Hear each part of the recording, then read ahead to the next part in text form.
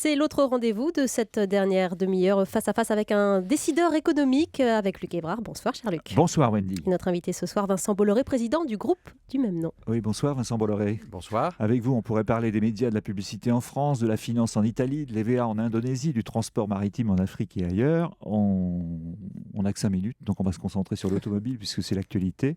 On est encore en plein mondial de l'auto et vous y présentez la Blue Car, votre voiture électrique, disponible l'an prochain. Ça fait 15 ans que vous y travaillez. C'est vraiment, ce qu'on peut dire d'emblée, un sacré pari, non ? Oui, 1 milliard d'euros, 1000 personnes. Nous partons d'une batterie, et c'est ça notre particularité. Nous n'avons jamais construit de voiture, mais nous avons une batterie qui, d'après nous, est la meilleure du marché.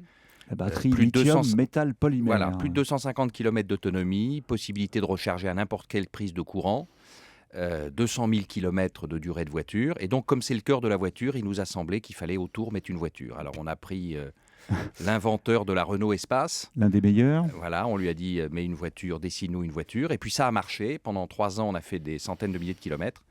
Et comme ça marchait, après, on a été voir un des plus grands designers italiens, Pininfarina. Et après 3 années, eh bien, la voiture va être disponible. Et vous allez d'abord, dans un premier temps, la louer, cette Blue Car. Oui, parce que comme on n'est pas très connu, ou pour ne pas dire Mhm. pas connu du tout, il nous semblait que c'était un peu difficile de demander à des gens de payer 15 000 ou 20 000 euros. Et donc, nous la louons 10 euros par jour, avec un minimum de 3 mois, c'est-à-dire c'est une dépense de 900 euros.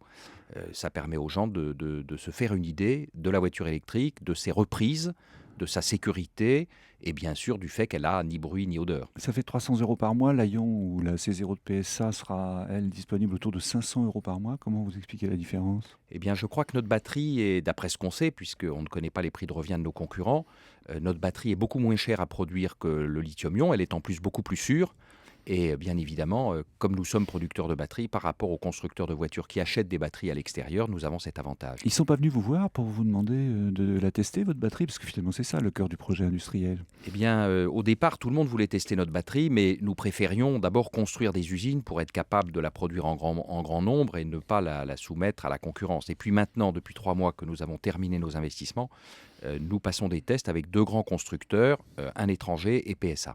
Alors, votre objectif à vous, c'est d'en livrer 40 000 par an d'ici 2013. Avec ça, vous allez mettre combien de temps à rentabiliser l'investissement, le fameux milliard dont vous parliez ? Ah, ça c'est très long, mais notre groupe existe depuis 188 ans. Je suis la 6e génération, la 7e génération est pratiquement aux manettes déjà, et nous avons l'habitude de travailler dans le temps. On estime que si ça marche bien, il nous faudra encore 5 ans. Donc vous voyez, il aura fallu 20 ans pour réaliser ce projet et le rentabiliser. Et nous avons la chance d'avoir toujours un actionnariat familial, donc nous avons la chance de ne pas avoir des financiers qui tous les 3 mois nous demandent où vous en êtes. Sinon, j'aurais été foutu dehors depuis longtemps. C'est ça, objectivement, vous n'auriez pas pu faire ça si vous n'étiez pas un groupe familial. Exactement. L'avantage du groupe familial, c'est ce que je viens de dire. Vous avez le long terme. L'inconvénient, c'est que vos moyens sont limités à vos simples profits et rien de plus. Alors en même temps, ça suppose que vos prévisions, qui sont assez optimistes, se réalisent. Vous dites, vous, la voiture électrique, ça 10 à 15% du marché à terme. Renault dit 10% et toutes les autres estimations sont inférieures. Alors comment arrivez-vous, vous, à cette évaluation-là ? Une fois qu'on a piloté une voiture électrique, c'est-à-dire qu'on s'est aperçu d'abord de ses reprises, puisque comme le moteur électrique a un meilleur rendement que le moteur thermique, au feu rouge, vous allez plus vite que la plus rapide des voitures. Sur les 50 premiers mètres, vous grattez tout le monde. Et puis ensuite, il n'y a pas de bruit, il n'y a pas d'odeur. Le CO2, on ne sait pas. Est-ce que ça a une influence ou pas ? Tous les scientifiques disent que oui, mais en tout cas, le fait de ne pas avoir de bruit et pas d'odeur est quelque chose de tellement formidable que je pense que ceux qui l'essaieront ne voudront plus s'en passer. Et avec cette autonomie de 230 km, comme vous dites, au maximum, vous pensez qu'on échappe à l'anxiété de la panne ? Parce que c'est finalement ça qui freine pas mal de consommateurs potentiels. C'est une voiture qui ne pourra servir que pour les usages urbains. L'idée qu'on va prendre la voiture électrique, faire 250 km et ensuite, en 3 minutes, la changer ou la recharger est une idée qui nous paraît aujourd'hui utopique. Donc la vérité, c'est que ce sont pour les 50% de la population qui habite dans les villes dans le monde, 90% d'entre eux ne font que 60 km par jour ou 70 km par jour.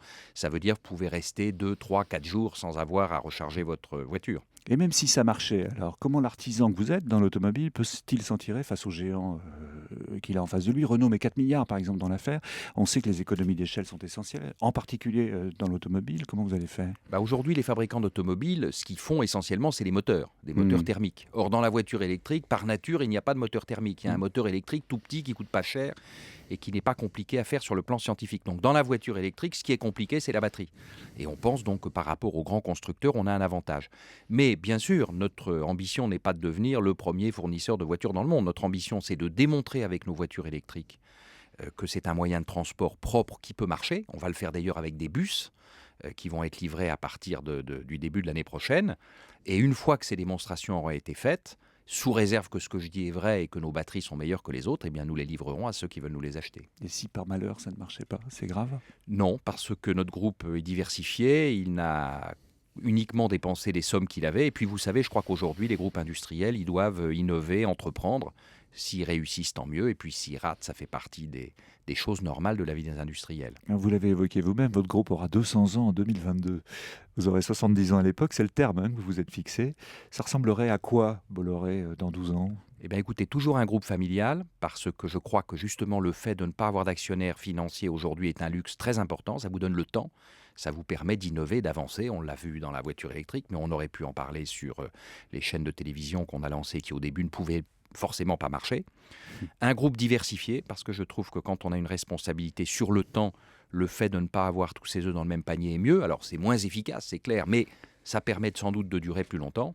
Et puis je pense que nous aurons une 7e génération qui sera prête à prendre la suite. C'est ce à quoi je me prépare, parce que je suis assez sensible à cette continuité. C'est important à Quimper, là d'où nous venons, mais c'est important dans le reste du monde, là où nous sommes. Merci beaucoup Vincent Bolloré de votre visite à Europe 1. Merci. Merci pour cette démonstration alléchante. La Blue Car, 10 € par jour, on testera aux couleurs d'Europe. Merci beaucoup Vincent Bolloré. Cette interview est à retrouver en podcast audio et vidéo sur notre site internet.